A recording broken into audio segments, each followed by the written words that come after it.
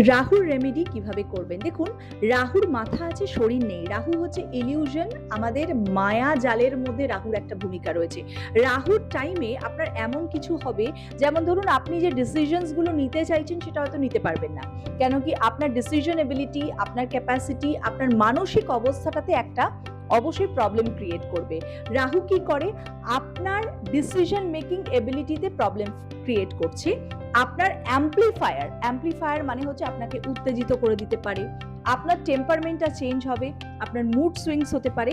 এবং এটাকে কিভাবে ঠিক করবে, দেখুন খুব সিম্পল রেমেডি টিপসের মাধ্যমে বোঝাবো। আপনার বাড়িকে গুছিয়ে রাখতে হবে। রাহু কিন্তু ইলেকট্রনিক ডিভাইসকেও ইন্ডিকেট করে।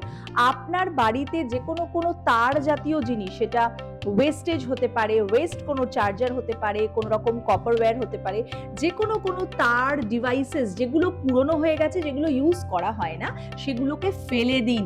সেগুলোকে রাখলে কিন্তু বাড়ির প্রবলেম আরো বাড়বে, অশান্তি ঝুটঝামেলা বাড়বে। আমাদের বাথরুমের স্থান কিন্তু রাহুর বাস।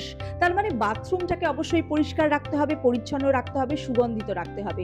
আপনি যত গুছিয়ে রাখবেন আপনার আলমারি, আপনার বেডরুম, অগোছালো থাকলে রাহুর প্রভাব কিন্তু বাড়িতে বাড়ে। সেইটাকেই কাজে লাগিয়ে এখানে আপনাকে এই টিপসটা রেগুলার বেসিসে পরিষ্কার পরিচ্ছন্ন থাকতে হবে। তাহলে দেখবেন রাহু আপনার ডেইলি লাইফে ব্যালেন্স থাকছে এবং আপনি যে সুযোগগুলো হারিয়েছেন সেগুলো অবশ্যই নিয়ন্ত্রিত হবে। Healing astro heal your life এই টিপসের জন্য অবশ্যই কমেন্ট করবেন। আপনারা কোথা থেকে দেখছেন সেটা অবশ্যই কমেন্ট করবেন।